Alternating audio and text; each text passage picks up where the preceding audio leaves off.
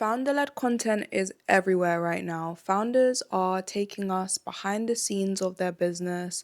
They are documenting their routines and they're speaking directly to their customers. We're constantly being told that this works because people buy from people, right? But does every single brand require its founder to become the face of the brand? It builds trust, it builds credibility, but is it necessary for every single business? Because what it can create is a brand that loses its positioning the moment the founder stops recording or posting content.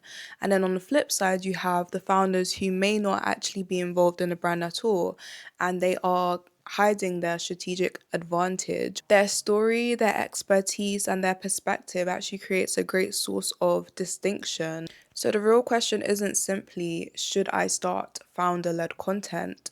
The question really is, what is it that my presence will add to the customer's understanding, their feeling of desire, or their trust that my business model currently does not provide as powerfully on its own? I'm Delicia, a brand strategist and creative thinker exploring the perspectives, the tastes, and the strategy behind the inner worlds that brands create.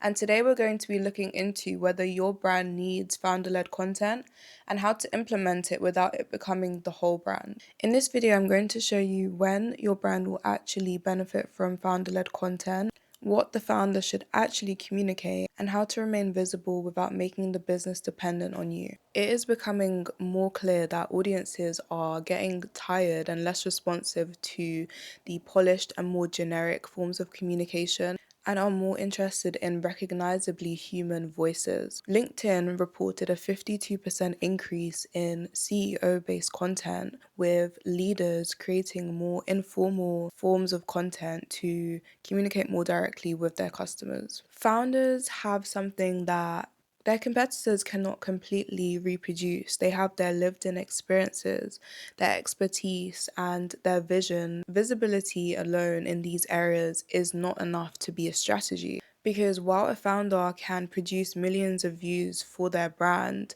it may be telling the customer very little about the value of the brand itself. So before deciding whether you need to embark on this founder-led journey, you need to first understand the job the founder is there to perform. Because before your customers even think about consuming even your content, let alone your product, they are subconsciously asking themselves, is this for me? Why should I choose it? And can I trust it to deliver? I recently came across Oner Active's soft motion campaign.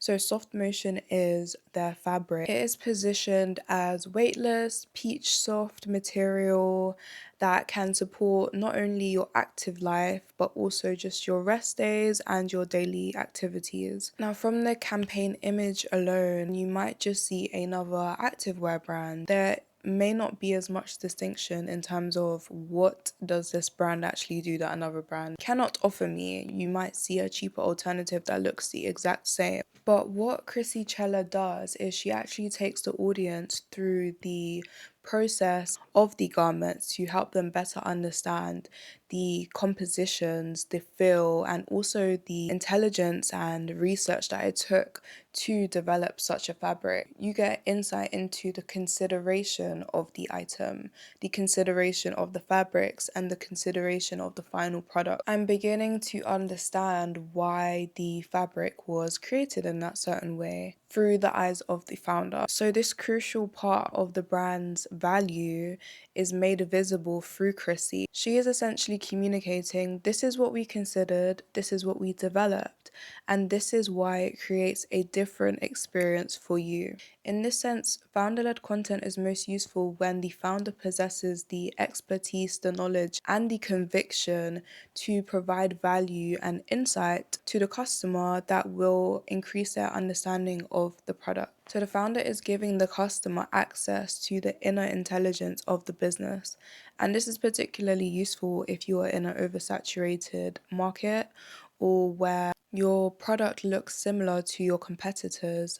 So strategic rule number 1, use founder-led content to reveal the thinking behind the product, not merely draw attention to it. So ask yourself, what value does your business currently have that your customers cannot see? A lot of the time, this may be something that can be communicated through the founder themselves, using their expertise and their knowledge to create credibility around your claims. Strong founder-led content should not only explain what the company does, but it should also help define what the company deserves to be known for. There may be a market problem in many markets today with loads of founders emerging from everywhere, which is amazing. But it means that most categories are filled with similar products offering similar claims. I know you've heard the words timelessness, luxury, premium, efficient, masters in craft, craftsmanship, all of that stuff, which is nice. It may be true, but it doesn't automatically make your brand distinctive. A brand must ask themselves, where can I lead in this market? And you can find this out through figuring out what it is your founder or your brand does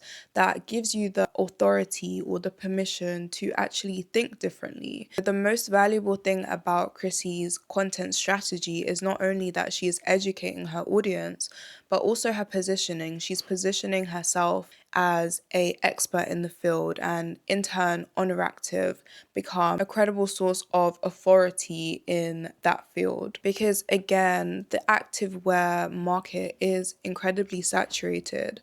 So Oner Active have asked themselves, where can we lead in a way that is truthful to Chrissy and her story? And that is where the founder's knowledge and story becomes their strongest source of positioning. Because now Chrissy can speak with credibility with her experience being a personal trainer, her experience testing out different products, seeing how the market did not serve her, and her continual involvement in the development process of these garments. If you are going to use founder-led content as a founder, identify the area in which your knowledge can be used to increase your brand's credibility and authority. So you're moving completely from telling your audience, we sell this, to telling them, this is where we think differently. And your content should be continually building the association between your brand and that area of knowledge and expertise. So ask yourself, what areas do we understand more deeply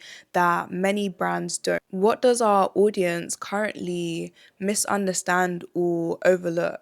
And what do we want our customers to trust us to lead on? When you have your answers, that should be the foundation of your founder-led content and the territory that you will attack. So strategic rule number 2, don't only use the founder as the face of your content. Use their knowledge to give your brand an area of authority. Founder-led content does not only create rationale through education, it also creates emotional value. This is especially important for fashion, luxury, beauty, lifestyle, and wellness, because you're not only offering functionality to the customer, and they're rarely really buying that. They're buying how they'll feel with the product, the lifestyle, and the person that they're stepping into and embodying. They're buying an imagined relationship with themselves, a relationship where they feel more confident, more active, more intentional, more disciplined.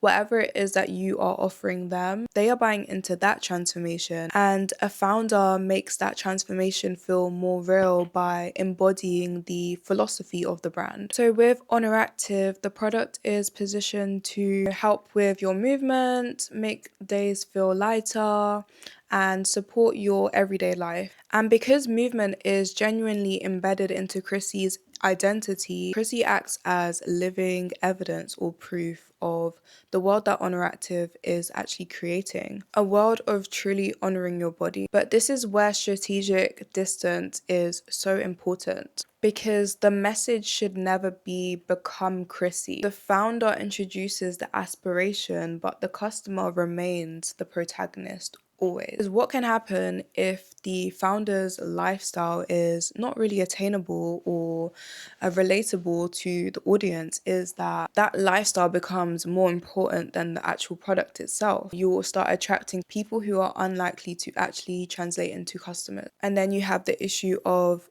What happens when the founder stops posting? The brand will essentially become silent because the brand world feels exclusive to that one person. At that point, the founder has just created a personal brand without actually translating that value into the company. So to completely avoid that, structure your founder-led content in 4 stages. For founder experience, you want to be sharing what has the founder experienced or discovered. So for example, with Oner Active, that experience will be struggling to find a product that really supported the way that she moved. And that becomes the brand's belief, which is we believe that women deserve products designed around how they move. And then you get into the business evidence where you explain how that belief shaped your material and construction. And finally, customer relevance, making it relevant to the customer. This is how the product can support the movement within your life. So the founder's story is the beginning of the message, not the actual destination. So strategic rule number 3, let the founder demonstrate the possibility, then return the story to the customer. Emotionally speak to the customer and allow them space to imagine themselves, imagine their lives within your product. Not only your product, but within your brand values. You want the audience to see the founder and think, I actually recognize myself within these values. I recognize myself within the vision of the brand. Now, this is the final test of whether founder-led content is actually strengthening the brand. Ask yourself, if the founder stopped posting tomorrow, would their value still be visible within the business? And if the answer is no, then you are, again, creating a personal brand for the founder without actually embedding it into the business model. I believe the founder should create the vision for the brand, the taste, the emotional significance, the philosophy, but these things must have the ability to eventually become usable to the wider organization. A founder's personality cannot be replicated or even scaled,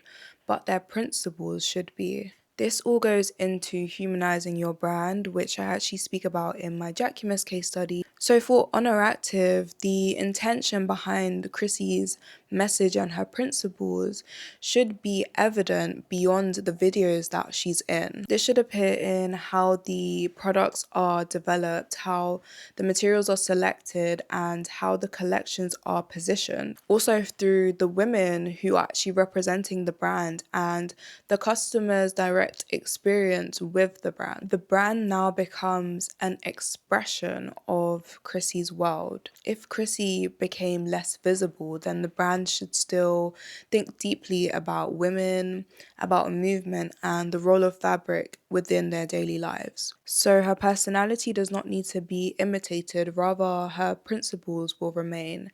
And this is what I mean about proximity with distance. The founder remains close enough to provide humanity, trust, and expertise, but the business creates enough distance where it can build its own identity, involve other voices, and also become larger than its founder. And that brings us to the last strategic rule, rule number 4. The founder originates the perspective and the business turns it into a system. So does your brand need founder-led content? It may benefit from it if the presence helps the customer answer the 3 questions we asked at the beginning. Is this brand for me? Why should I choose it? And can I trust it to deliver on its promises? So founder-led content is particularly valuable when your experience can explain why the brand exists, your expertise can reveal the invisible product value, or when your way of life makes the brand's emotional promise more believable. The founder should shape the brand, even becoming the clearest expression of the brand, but they should never become the only reason it matters. So before you start your founder-led content, ask yourself, what can your presence help your customer understand, trust, or desire? And how can your business continue to provide that even when you become less visible on the camera? Because the goal of founder-led content is not to make them more visible. It is to use their inner world, the world that they're creating for themselves, to create value for the brand that is impossible to miss.